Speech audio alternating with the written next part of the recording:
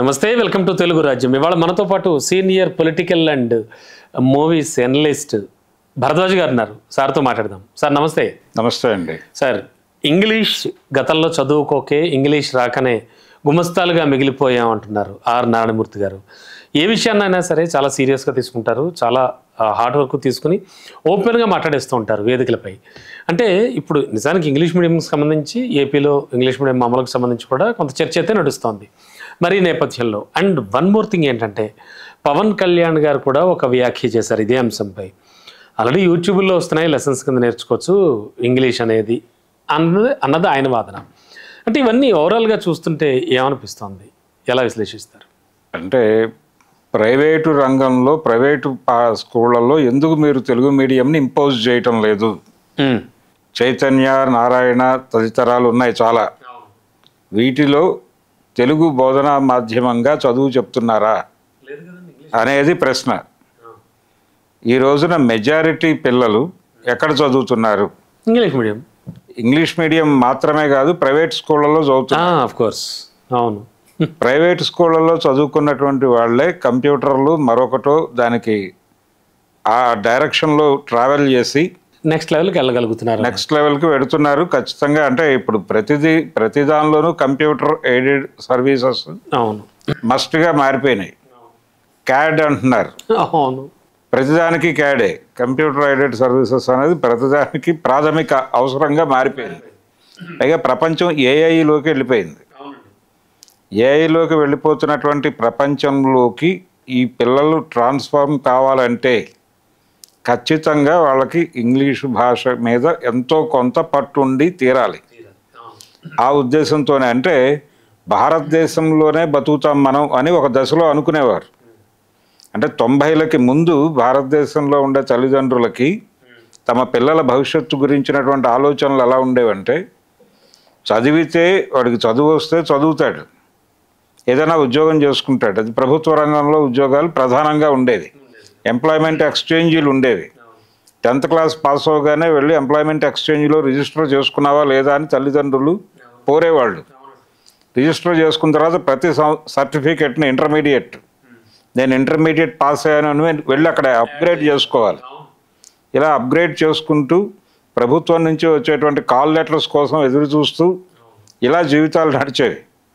ఒకవేళ ఉద్యోగం రాకపోతే నాకు ఉన్నటువంటి సాంప్రదాయ వ్యాపారంలోనో లేకపోతే నాకున్న సాంప్రదాయ వ్యవసాయంలోనో వృత్తిలోనో ఈ పిల్లవాడు సెటిల్ అవుతాడు అనేటువంటి ఒక కాన్ఫిడెన్స్ ఉండేది.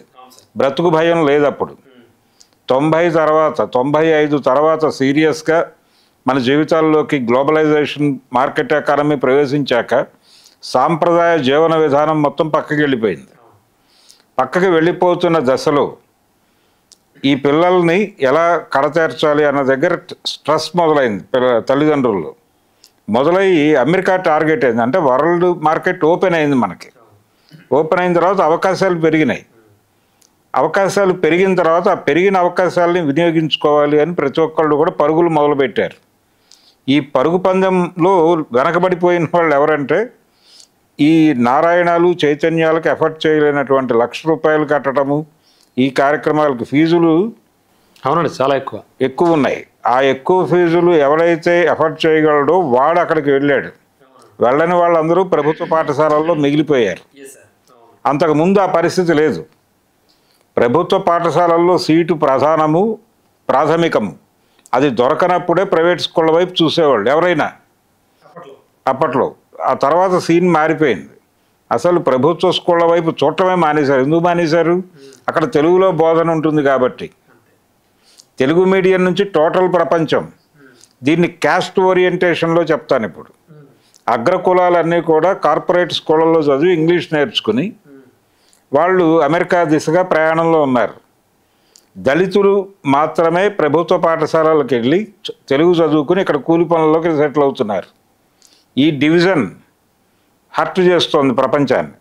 చేయటం వల్ల దీన్ని వినియోగించుకోవటానికి జగన్మోహన్ రెడ్డి ఆంధ్రప్రదేశ్లో ఇంగ్లీషు మాధ్యమాన్ని నేను ప్రభుత్వ పాఠశాలల్లో ఇంప్లాంట్ చేస్తున్నానని చెప్పాడు. కానీ నిజానికి ఆ మాట చంద్రబాబు నాయుడు కూడా అన్నాడు అంతకుముందు. చంద్రబాబు నాయుడు ఇప్పుడు అనడం కాదు, అది ఆయన 95లోనే అన్నాడు. ఆయన ముఖ్యమంత్రి అయిన తర్వాత ఎన్టీ రామారావు గారిని పక్కకి తోసి తాను ముఖ్యమంత్రి అయిన తర్వాత ఆ క్రమంలో అప్పుడే మార్కెట్ ఎకానమీ ప్రవేశించిన దశ అది. ఆ టైంలోనే ప్రభుత్వ పాఠశాలల్లో కూడా ఇంగ్లీష్ మాధ్యమాన్ని తీసుకురాకపోతే కష్టం అనే మాట వాడాడు ఆయన. వాడి ఇంగ్లీష్ మీడియంలో చదువుకునే ఇంట్రెస్ట్ ఉన్న వాళ్ళకి ఆ సదుపాయం కల్పిద్దాం అన్నాడు. ఈలోపు ఇక్కడ తెలుగు భాషను కాపాడుకుందామని కొంతమంది ఉద్యమాలు చేశారు. తెలుగు పరిరక్షణ సమితి లాంటివి ఏర్పడినాయి. ఇవి ఏర్పడి అసెంబ్లీలో ప్రతి ఎమ్మెల్యే తెలుగులో ప్రమాణం చేయాలి, తెలుగులోనే మాట్లాడాలి, ఇలాంటివన్నీ ఓ చర్చ. గెజెట్లు కూడా తెలుగులోనే రావాలని ఇప్పుడు ఆ రోజుల్లో కొల్లిపర బాలగంగాధర తిలక్ గారు, సి ధర్మారావు గారు ఇలాంటి వాళ్ళందరూ ఈ ఉద్యమంలో పాల్గొన్నారు. తెలుగు ఏమైపోతోంది, నా తెలుగు ఏమైపోతుంది, నా పద్యం ఏమైపోతుంది అని విపరీతంగా ఆందోళనలు వ్యక్తం చేశారు. తెలుగు భాషోద్యమం జరిగింది. చేసిన వాళ్ళందరూ మళ్ళీ అగ్రకులాల వాళ్ళే. వీళ్ళ పిల్లలందరూనేమో, వీళ్ళ మనవాళ్ళు వీళ్ళందరూనేమో నారాయణ చైతన్యలో ఇంగ్లీష్ చదువుకుంటారు. అవతల వాళ్ళ పిల్లలేమో మేము ఇంగ్లీష్ చదువుతామంటే తెలుగు అంటారు. వీళ్ళు మళ్ళీ తెలుగు మరుగున పడిపోతుంది అంటారు. ప్రభుత్వ పాఠశాలల్లో తెలుగు రాకుండా వీళ్ళందరూ అడ్డం పడ్డారు విజయవంతంగా. ప్రతి స్కూల్కి తెలుగు పద్యాల శతకాన్ని వీళ్ళే పబ్లిష్ చేసి సరఫరా చేశారు, కేబీజీ తిలక్ గారు. ఇలా జరిగింది. ఇప్పుడు ఆయన లేరు, అయినప్పటికీ ఆ రోజున జరిగిన కార్యక్రమం అది. కాబట్టి ఈ ప్రోగ్రాంలో భాగంగా చంద్రబాబు నాయుడు గారి ప్రతిపాదన వెనక్కి వెళ్ళింది. జగన్మోహన్ రెడ్డి దాన్ని అగ్రెసివ్గా ముందుకు తీసుకొచ్చాడు. తీసుకొచ్చినప్పుడు కూడా విమర్శలు ఎదుర్కొన్నాడు ఆయన. విమర్శలు ఎదుర్కొన్నప్పటికీ ఇప్పుడు ఆయన మీద విమర్శలు చేసిన వాళ్ళే నిన్న నారాయణమూర్తి ప్రసంగం మీద కూడా మాట్లాడుతున్నారు. పైగా ఆయన ఒక విచిత్రమైన పోల్చాడు ఆ మీటింగ్లో. తెలుగు భాష మాతృభాష అయితే అది నాన్న భాష అన్నాడు. ఈ నాన్న భాష అమ్మ భాష ఏమిటి అనేది గొడవ. అయితే తెలుగులో ప్రాథమికంగా జ్ఞానం ఉంటుంది. అయితే ఇంట్లో కూడా ఇంగ్లీష్ మాట్లాడటం ద్వారా వాళ్ళని ఇంగ్లీష్ విపరీతంగా వాళ్ళలోకి ప్లాంట్ చేయాలి అని తల్లిదండ్రులు అనుకుంటున్నారు.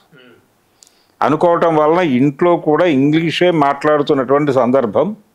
అసలు తెలుగు మాట్లాడటమే అది ఒక రకంగా ఏమంటున్నారంటే పూర్తిగా ఆటవిక భాషగా మార్చేస్తున్నారు తెలుగుని.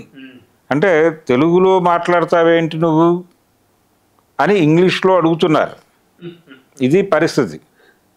అంటే నువ్వు ఇంకా అడ్వాన్స్ కాలేదా అని. అంటే హై సొసైటీలో అదే నడుస్తోంది. దీని మీద నిజానికి పాత రోజుల్లోనే ఒక జోక్ ఉండేది.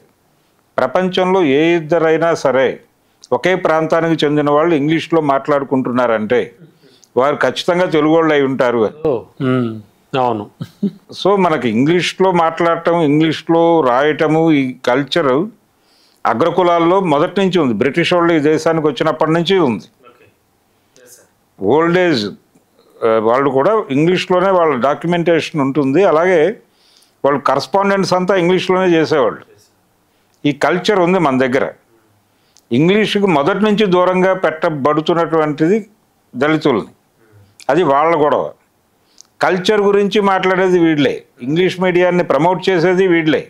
అంటే ఓన్లీ దళితులే అంటారా? బీసీలు అంటే ఇంకా నిమ్నజాతి వర్గాలు? బీసీల్లో కూడా కొంతవరకు అటువైపు చేరారు. ఇప్పుడు పూర్తిగా అంటే దళితులు అంటే కేవలం మాలామాదిగా మాత్రమే కాదు, దాని కింద ఇంకా ఉపకులాలు ఉన్నాయి, రెల్లి తదితర ఉపకులాలు ఉన్నాయి. భారతదేశంలో కుల వ్యవస్థ ఎలా ఉంటుందంటే ప్రతి కులము కూడా ఒక కులాన్ని తొక్కుతూ ఇంకో కులం చేత తొక్కబడుతూ ఉంటుంది. ఇలా నిచ్చెన మెట్ల వ్యవస్థ ఇది. ఇలా ఉండదు, ఒకదానికొకటి సమానంగా ఉండవు, ఒకదాని మీద ఒకటి ఉంటుంది. అందుకని ఆ అట్టడుగున ఉన్నవాళ్ళు ఇంగ్లీష్ చదువుకు నోచుకోక వాళ్ళు అక్కడే బతుకుతున్నారు. నిరంతరం తొక్కబడుతూనే ఉంటారు. ఇది పరిస్థితి. కాబట్టి ఈ కండిషన్లో వాళ్ళ దగ్గర నుంచినేమో మాకు ఇంగ్లీష్ చదువు కావాలనే డిమాండ్ ఉంది. ఆ డిమాండ్ను సర్వ్ చేయడానికి ప్రభుత్వాలు కొన్ని ప్రయత్నాలు చేస్తున్నాయి. వాళ్ళు ఎక్కడ ఎఫర్ట్ చేయగలరు? ప్రభుత్వ పాఠశాలల్లో ఎఫర్ట్ చేయగలరు. అక్కడ ఇంగ్లీష్ మాధ్యమం పెడితే అక్కడ నుంచి ఏదైనా ఎదుగుదల వస్తుంది అని వాళ్ళ ఉద్దేశం. వీళ్ళేమో తెలుగు గురించి మాట్లాడే వాళ్ళ పిల్లలు ఎవరూ తెలుగు మీడియంలో చదవరు. 100% కరెక్ట్. అది అంటే తాతలు మాట్లాడతారు, నా కొడుకు నా మాట వినటం లేదు, నా కోడలు నా మాట వినటం లేదు అని మాట్లాడతారు మళ్ళీ. ఇది జనరేషన్ గ్యాప్ అంటారు, మరొకటి అంటారు, కానీ అది సాకు మాత్రమే. వాళ్ళకు తెలుసు ప్రపంచం. మళ్ళీ ఇప్పుడు గవర్నమెంట్ ఖచ్చితంగా ఇంగ్లీష్ మనం అమలుపరచాలని చెప్పేసి ఆలోచిస్తోంది. తప్పదు, తప్పనిసరైనటువంటి పరిస్థితి. అలాగని తెలుగును నెగ్లెక్ట్ చేయక్కర్లేదు. తెలుగు మీద కూడా మీరు ఫోకస్ పెట్టండి, తెలుగు వాళ్ళకి అర్థమయ్యేటట్టు చెప్పండి, వాళ్ళకి తెలుగు సాహిత్యాన్ని ఎక్స్పోజ్ చేయండి. నిజానికి వాళ్ళకి ఇంట్లో నుంచి వచ్చేది అదే కదా, అంతే కదా, ఎప్పటి నుంచో మాట్లాడుతున్నది. పెంపకానికి సంబంధించిన గ్యాప్ ఉంటుంది పిల్లల్లో. ఒక కుటుంబంలో పుట్టి పెరిగినటువంటి పిల్లవాడు ఇంకో కుటుంబంలో పుట్టి పెరిగినటువంటి పిల్లవాడికి ఐక్యూ లెవెల్స్లో తేడాలు ఉంటాయి. ఈ తేడాలను కూడా గమనంలోకి తీసుకోవాలి. ఒక పూర్తి స్థాయి కింది కులంలో పుట్టినటువంటి, ఒక రెల్లి కులంలో పుట్టినటువంటి పిల్లవాడికి వాడి ఇంట్లో దొరికే ఎక్స్పోజర్ వేరే ఉంటుంది. అలాగే ఒక బ్రాహ్మడు లేకపోతే ఒక కమ్మ లేకపోతే ఒక రెడ్డి ఇంట్లో వాళ్ళు వ్యాపారంలోనో ఉద్యోగాల్లోనో స్థిరపడిన ఇంట్లో పుట్టినటువంటి పిల్లవాడి ఐక్యూకి వీడి ఐక్యూకి తేడా ఉంటుంది. వీళ్ళిద్దరూ ఒకే క్లాస్ రూమ్లోకి ఎంటర్ అయినప్పుడు వీడికి ఆల్రెడీ సబ్జెక్ట్ మీద కొంత అవగాహన ఉంటుంది ఈ పిల్లవాడికి. వాడికి ఇదే వాడు మొదట ఎక్స్పోజ్ అయ్యేదే ఇక్కడ. కాబట్టి వాడికి వీడికి అంటే వీళ్ళిద్దరిని ఒకే లైన్ మీద కూర్చోబెట్టి పరిగెట్టించడం అంటే ఒక కుంటివాడిని కాళ్ళు బలంగా ఉన్నవాడిని ఒకే చోట నిలబెట్టి పరిగెట్టించడమే. పూర్తి ఏకపక్షం. వాళ్ళు తొందరగా గ్రాప్ చేస్తారు విషయాలని. వీడికి అర్థం కాదు, వీడు కన్ఫ్యూజ్ అవుతాడు, భయపడతాడు, టెన్షన్ పడతాడు, ఆత్మహత్య చేసుకుంటాడు. కాబట్టి దీన్ని కూడా దృష్టిలో పెట్టుకుని వీళ్ళకి ఎలా చెప్పాలి అనేది కూడా ఒక మెథడ్ ఆలోచించుకోవాల్సిన అవసరం ఉంటుంది. సార్, ఇంగ్లీష్ని ప్రవేశపెట్టడం మాధ్యమంగా అండ్ ప్రతి స్కూల్లో ఇంగ్లీష్ మీడియంలోనే బోధన కొనసాగించడం అంటే తెలుగుని కిల్ చేస్తున్నట్టు ఎలా అవుతుంది? తెలుగు ఆల్రెడీ సబ్జెక్టుగా ఉంటుంది కదండి. తెలుగు సబ్జెక్టుగా ఉంటుంది. తెలుగు సబ్జెక్ట్ బోధిస్తారు, తెలుగు స్పెషలిస్టులు ఉంటారు. ఇంకేమిటి వీళ్ళ బాధ అంటే ఇప్పుడు సార్ సొసైటీ పూర్తి స్థాయిలో మారిపోతుంది. మీరు చెప్పినట్టుగా చాలా వేగంగా ముందుకెళ్ళిపోతున్నాం. ఇంగ్లీష్ మస్ట్ అండ్ షుడ్ అయిపోయింది సార్. మార్కెట్ ఎకానమీలో ఉన్నాం మనం. ఎగ్జాక్ట్లీ. పోనీ అదే మీ పరిభాషలో చెప్పాలంటే మార్కెట్ ఎకానమీలో ఉన్నాం కాబట్టి మనం ఇంగ్లీష్ని పట్టుకుని ఖచ్చితంగా వెళ్లాల్సిందే. అలా వెళ్లాల్సి వచ్చినప్పుడు తెలుగుకి ఎందుకు అన్యాయం జరుగుతుంది అంటున్నాను. వీళ్ళందరూ అంటున్నది ఈ రోజున జరుగుతున్నది కాదది. బ్రిటిష్ వాళ్ళు భారతదేశంలోకి ప్రవేశించిన క్షణమే ఇంగ్లీష్ మాధ్యమంలోకి చాలామంది షిఫ్ట్ అయిపోయారు. అయితే తెలుగు మీడియం స్కూళ్ళల్లో చదువుకుంటూ కూడా ఇంగ్లీష్ మీద ప్రత్యేకమైన శ్రద్ధ పెట్టేవాళ్ళు, దృష్టి పెట్టేవాళ్ళు. ఆ దృష్టి పెట్టి అది నేర్చుకుని తీరాలి. ఇప్పుడు అక్కినేని నాగేశ్వరరావు గారి జీవితం ఉందండి. ఆయన 4వ తరగతి చదువుకున్నాడు, అంతకుమించి చదవలేదు. ఎగ్జాంపుల్ చెప్తున్నారు మీరు. ఆయన జీవితంలో ఆయన స్కూల్కి వెళ్ళి చదివింది 3వ తరగతి. మాట్లాడతాడండి ఆయన. అదే మాట్లాడతాడు. ఎందుకు మాట్లాడాడు, ఎందుకు మాట్లాడాల్సి వచ్చింది అంటే ఆయన సినిమా నటుడిగా నిలదొక్కున్న తర్వాత రకరకాల ప్రాంతాల్లోకి వెళ్ళి రకరకాల మీడియాని అడ్రస్ చేయాల్సినటువంటి ఒక పరిస్థితి వచ్చింది. వచ్చినప్పుడు వాళ్ళకి ఈయనకి లాంగ్వేజ్ పరమైన భాషాపరమైనటువంటి గొడవలు వస్తాయి. వాళ్లతో తను ఎలా కమ్యూనికేట్ కావాలి, తను తాను ఎలా ఆవిష్కరించుకోవాలి అనుకున్నప్పుడు ఆయన ఖచ్చితంగా ఇంగ్లీష్లో చేయాలి. దీనికి దుబాసీని పెట్టుకోవచ్చు, కానీ దుబాసీని భరించటం ఒక గొడవ.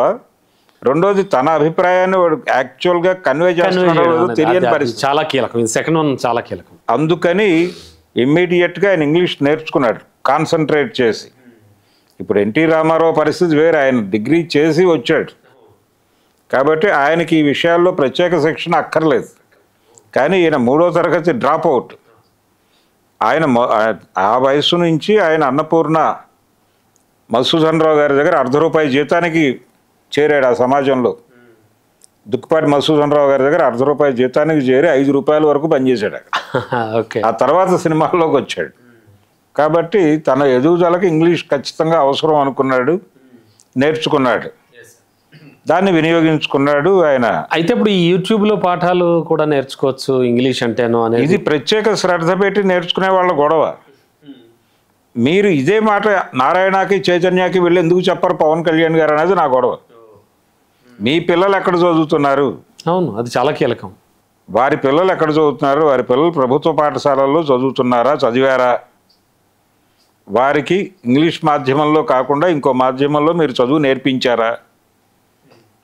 ఎవరు నేర్పించారు అనేది ప్రశ్న. అంతే కదండి, అదే కీలకం. ఇప్పుడు ఆ మధ్య కాలంలో మాయాబజార్ సినిమా 60 ఏళ్ళు పూర్తి చేసుకున్న సందర్భంగా ఒక వీడియో బయట ఇవ్వమని ఒక ఛానల్ వారు రామారావు గారు, ఎన్టీ రామారావు గారి మనవరాలు గారి దగ్గరికి వెళ్ళారు, బ్రాహ్మణి గారి దగ్గరికి వెళితే ఆవిడ ఇంటర్వ్యూ ఇచ్చారు. ఇచ్చి ఆవిడ టోటల్ కాన్వర్జేషన్ ఇంగ్లీష్లోనే నడిచింది ఆ ఇంటర్వ్యూలో. కాబట్టి అది ఎవరికి ఎలా కమ్యూనికేట్ చేయాలి సబ్ టైటిల్స్ వేసి దాన్ని రోల్ చేశారు. అవునండి, అవును. అంటే రామారావు గారి మనవరాళ్ళ పరిస్థితే అది. అంటే వారి తాతగారి గురించి వాళ్ళు తెలుగులో ఆయనలాగా మాట్లాడే కండిషన్లో లేరు. అవునండి. అయితే ఒకప్పుడు ఎలా ఉండేది, ఎన్టీఆర్ కాలంలోనూ ఇందాక నేను చెప్పినట్టుగా వాళ్ళు తెలుగు మీద శ్రద్ధ పెట్టేవారు, ఇంగ్లీష్ మీద ఇంకొంచెం ఎక్కువ శ్రద్ధతో నేర్చుకునేవారు. అది అనుసంధానం అనుకునేవారు. అనుసంధానం అనుకున్నప్పుడు కెరియర్లో ముందుకు వెళ్ళాలంటే అది కీలకం అనుకునేవారు, దాని మీద శ్రద్ధ పెట్టేవారు.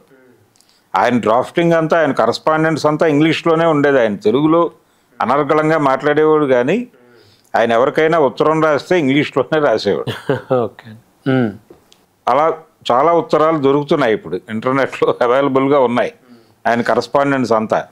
కాబట్టి ఇప్పుడైనా సరే ఇంగ్లీష్ మీడియం చదువు అనేది ప్రభుత్వ పాఠశాలల్లో చదువుతున్న వాళ్ళ సమస్య. అది ఆ చదువుతున్న వాళ్ళకి అది అవసరం, కానీ తెలుగు గురించి మాట్లాడుతున్న వాళ్ళు ఎవరు ఆ ఏరియాలో లేరు.